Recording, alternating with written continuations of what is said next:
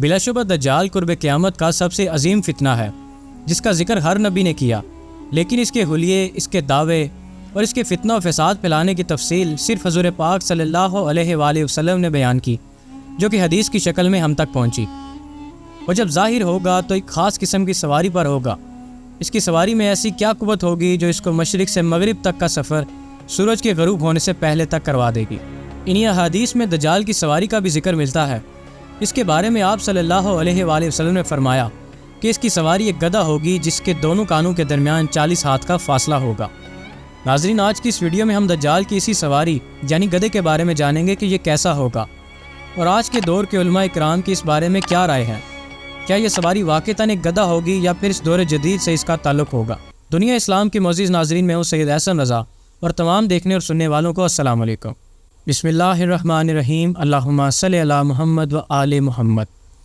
حضرت آدم علیہ السلام کی تخلیق سے لے کر قیامت کے ظاہر ہونے تک کا سب سے بڑا فتنہ دجال ہے۔ رحمت العالمین صادق الامین رسول پاک صلی اللہ علیہ وآلہ وسلم کے سنہرے الفاظ کا خزانہ جو آج ہمارے پاس حدیث کی صورت میں موجود ہے، اس میں ہمیں واضح نشانیاں بتائی گئی ہیں کہ دجال کے پاس کس طرح کی قوت ہوگی جسے وہ دنیا پر فساد برپا کرے گا، اور ان شیطانی طاقتوں کی وجہ سے وہ دنیا پر کیسے تباہی مچائے گا۔ کتب احادیث میں حضرت ابن عباس اور حضرت عبداللہ بن مسعود سے دجال کی سواری کے بارے میں مخصوص روایات ہیں، جن کا مجموعہ کچھ یوں ہے۔ دجال اس وقت ظاہر ہوگا جب لوگوں کی ایمانی حالت بہت پتلی ہوگی اور دینی علم اٹھ چکا ہوگا۔ دجال دنیا میں 40 دن گھومے گا، اور ان 40 دنوں میں ایک دن ایک سال کے برابر ہوگا، اور ایک دن ایک ماہ کے برابر، اور ایک دن ایک ہفتے کے برابر ہوگا، اور بقیہ ایام معمول کے مطابق ہوں گے۔ دجال ایک گدھے پر سوار ہوگا جس کے دونوں کانوں کے درمیان 40 ہاتھ کا فاصلہ ہوگا۔ اس کی سواری کے متعلق علماء اکرام کا ماننا ہے کہ اس کے پاؤں سے دوسرے پاؤں کے درمیان ایک دن اور ایک رات کی مسافت کا فاصلہ ہوگا، یعنی وہ بڑی سورج سے سفر کرے گا یہاں تک کہ وہ سورج کے ڈوبنے کے مقام تک اس سے پہلے پہنچ جائے گا۔ الغرض اس کی سواری کی خاطر زمین سمیٹ دی جائے گی اور سمندر کا پانی اس کے ٹخنوں تک پہنچے گا۔ انہی احادیث کی بنیاد پر یہودی گدھے کی تعظیم کرتے ہیں، یہاں تک کہ اپنی خفیہ عبادات میں کسی بھی گدھے کا شامل ہونا ایک لازمی جز سمجھتے ہیں۔ انہی باتوں کو مد نظر رکھتے ہوئے بعض لوگوں کا دعویٰ ہے کہ یہودی اپنی عبادت کے دن خفیہ طور پر ایک گدھے کو اٹھا کر بیت المقدس لے جاتے ہیں، جہاں مختلف رسم و رواج کے مطابق ان کو سجایا جاتا ہے۔ لیکن دوستو، یہ یاد رہے کہ یہ تمام باتیں من گھڑت ہیں، کیونکہ حقیقت میں ایسا کچھ دیکھنے کو نہیں ملا۔ دجال کے پاس 70,000 کی فوج ہوگی، اور وہ اپنی سواری پر بیٹھ کر پوری دنیا کا چکر لگائے گا، اور پھر ایسی آواز میں پکارے گا کہ جس کی آواز کو زمین و آسمان میں سنا جائے گا۔ دجال خدائی کا دعویٰ کرتے ہوئے ان سب کو اپنی عبادت کرنے کا کہے گا۔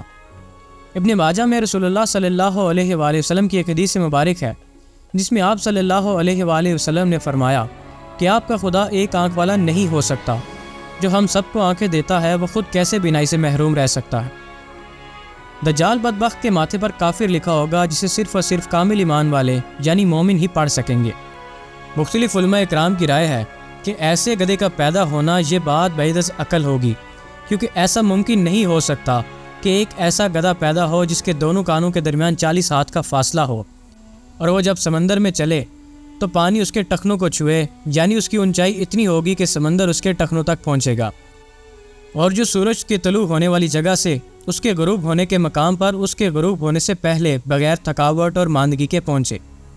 اور یہاں یہ سوال بھی پیدا ہوتا ہے کہ ایسی گدھی کہاں سے آئے گی جو اس طرح کے عجیب و غریب اور طویل و عریض گدھے کو جنم دے گی؟ یہ ایک عظیم و شان پیشن گوئی ہے جس میں دجال کی ایک عجیب و غریب سواری کی طرف اشارہ ہے، جو کہ آخری زمانے میں ظاہر ہوگا، اور جس کی وجہ سے سفر میں آسانی پیدا ہو جائے گی، اور اس کی سواری کی خاطر زمین کو اس کے لیے سمیٹ دیا جائے گا۔ پیشن گوئی کے مطابق اس سواری کی آواز بھی اتنی بلند ہونی تھی جو زمین و آسمان کے درمیان تمام جانداروں کو سنائی دینی تھی۔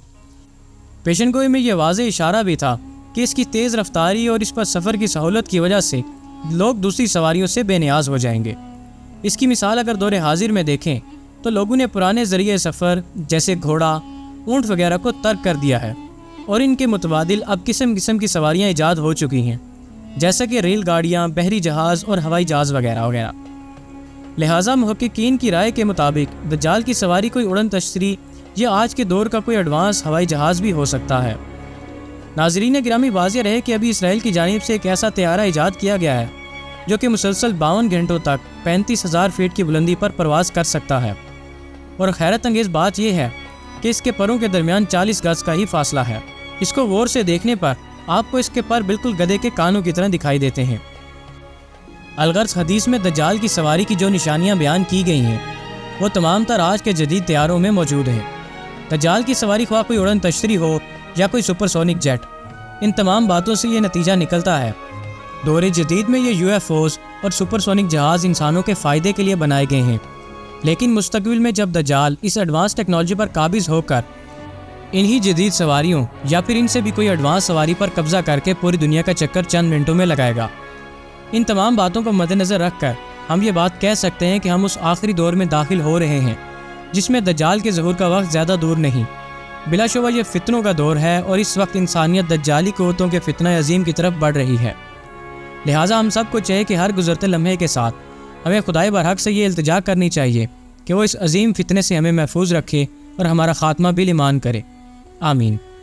ناظرین، اس ویڈیو کو لائک، ہمارے چینل کو سبسکرائب کریں اور کمنٹس میں اپنی رائے کا اظہار ضرور کریں۔ شکریہ۔